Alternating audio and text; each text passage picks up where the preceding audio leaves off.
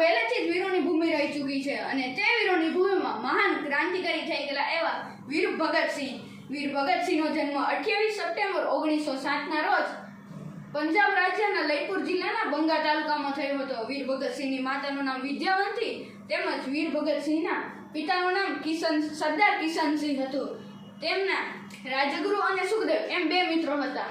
13 April 1919ના રોજ અમૃતસર પાસે આવેલ સ્વર્ણ મંદિર નજીક જલિયાવાલા બાગમાં અંગ્રેજ અધિકારી રેજિનોલ્ડ દ્વારા ગોળીબાર થયો હતો અને તે ગોળીબારમાં હજારો વ્યક્તિઓ મૃત્યુ પામ્યા.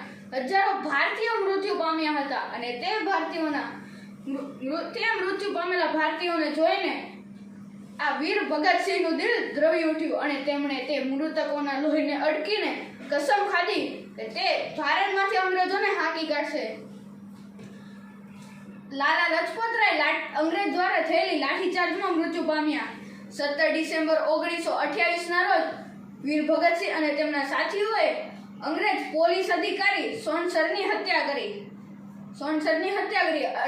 8 એપ્રિલ 1929ના રોજ વીર ભગતસિંહ, રાજગુરુ અને સુખદેવ એમ ત્રણેય મિત્રોએ વિધાનસભા પર બોમ્બ ફેંક્યો.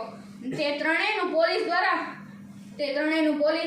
પોલીસ દ્વારા ધરપકડ કરવામાં આવી. 1930માં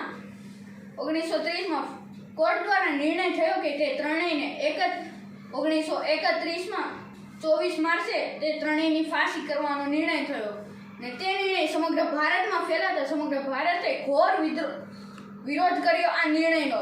તેના કારણે અંગ્રેજ સરકાર ડરીને 24 માર્ચ 1931ની અગાઉના દિવસે એટલે કે 23 માર્ચ 1931ના દિવસે તે ત્રણેયની ફાંસી આપવામાં આવી અને આ ફાંસીને ચૂપચાપ આપવામાં આવી એટલે કોઈ ભારતીયોને આ ફાંસીની ખબર ન હતી.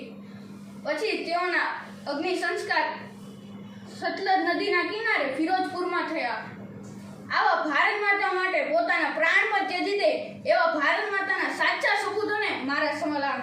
ઇન્કલાબ